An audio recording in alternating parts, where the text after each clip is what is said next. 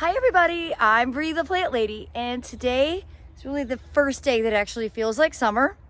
And we have been making a lot of progress, and by we, I mean Emily, on getting all of the poppies and other spring cottage garden seeds gathered.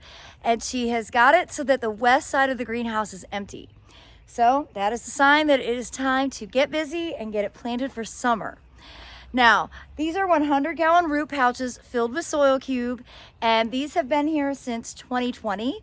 And I don't replace the soil at all. I sometimes just top dress a light bit. They're relatively full, but I'll probably go ahead and add like another inch across the top. I've been making sure that these have been getting watered because they've been very dry. We've been purposely drying them out because they were filled with poppies and we wanted those to mature more quickly. But now it's time to get these planted, and I have a lot of different varieties of tomato seedlings that haven't been planted, and I figured I'm just gonna go ahead and put them in here for better or for worse, load these bags up. And my friend Meg Cowden from Seed to Fork recently posted on Instagram how she stakes her tomatoes, and she uses the cattle fence panel, but instead of using it vertically like I usually do, she actually suspends it horizontally, and the tomatoes grow up through it that way. And that's, I think, a really clever approach. And so I'm gonna try and copy her way of getting the tomatoes staked. So stay tuned to watch my progress.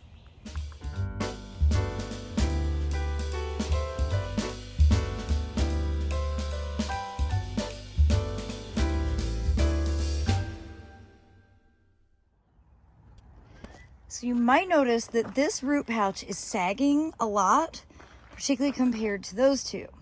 And that is because I filled this one before I realized how important it was to insert a cattle fence spine inside to hold up its sort of structural integrity. So if you look in here, you see there's a cattle fence panel that is I just bent it in a circle, and it's basically going all the way around the edge of both of these. In fact, you can see it surfacing right there. And that's really what's holding up the bags, making them much more sturdy and upright. Compared to that one, the only way that I could fix that is by digging out all the soil. And I'm just not really feeling motivated to do that. So I'm just gonna live with it. Everything grows perfectly fine. It's more just visual. And it might be that this winter, before we replant it, I might dig it out and just fill it with fresh soil and get that cattle fence spine inserted. But for now, we're gonna just go with it as it is. And you can see I'm putting in a lot of tomatoes. In this one, I've got Rutgers and Thornbird's Terracotta. In this one, I've got White Beauty, Black Crim, and Black Ethiopian.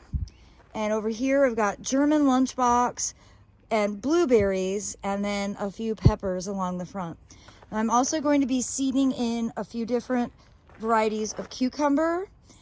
And the cucumbers in the past have attached themselves to the greenhouse shade cloth, just like this hardy melon is, which is actually his return from last year. I don't have any cucumbers planted yet, so I'm feeling very anxious about getting that accomplished.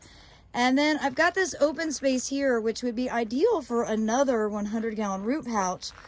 I'm not gonna get one right now, but I think for next winter, I'll probably go ahead and get one more. And in the process, I'll be able to transfer this soil into a new one and make sure that both have that cattle fence spine inserted. So these root pouches really are a great alternative to wooden boxes. And Soil Cube, I think, still does an offer with them. I got mine from Soil Cube. So you can, check that out on the website. I've added a link in the description.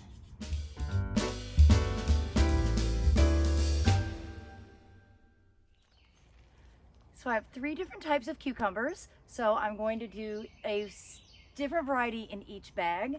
I have got Muncher from Baker Creek, And I've got National Pickling and Market More 76, both from Fairy Morse, which I think I just picked up at Lowe's. All right, and I'm literally just going to take the seeds. There's not that many. I'm gonna try and use them all up because honestly, my seed storing is getting a little out of hand. And I'm just gonna drop a seed in every couple of inches towards the back of the bag, because what I really want is for the cucumbers to go towards the greenhouse and attach themselves to that shade cloth and ultimately grow over. I've done this for several years very successfully, so fingers crossed it'll work this year. And for my own reference, this bag has Market More 76. That's the slouchy bag. The middle bag has National Pickling, and the front bag is Muncher. Now, for fertilizer, I'm out of what I usually use, Dr. Earth, but I did find 2 fertilizers that I bought recently. So I've got this small bag of 342, and then I have got cottonseed meal 621. And I think I'm gonna go ahead and add the 342 because I'd rather have a slightly higher middle number for the tomatoes and for the cucumbers. Remember those NPK, nitrogen, phosphorus, and potassium.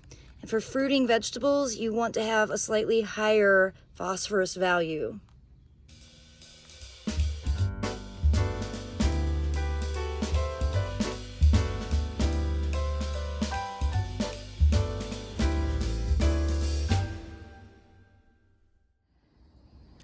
Well, I've got some more stuff to figure out with this bed. Some grow bags, some other containers to fill because I still have more tomatoes. And I might as well fill this area up with tomatoes since we're gonna go through the effort of kind of engineering these cattle panels to be suspended in the air horizontally. Of course, I need David to help problem solve that. The great thing is it doesn't have to be done right now because it's gonna take a little while for these tomatoes to settle in and really start growing. But I am gonna go ahead and end the video now. I'm feeling a bit overheated. I certainly look overheated. Today was our first really like normal hot day, and I think I need to go inside and drink some more water and not torment all of you with videos while I sweat it out and stop thinking clearly. But I do hope that you will subscribe and stay tuned as we continue to make progress on this west side of the greenhouse tomato growing space, particularly as we get the cattle fence sort of engineered to be able to stake the tomatoes efficiently. So thanks so much for watching, everybody. Happy gardening.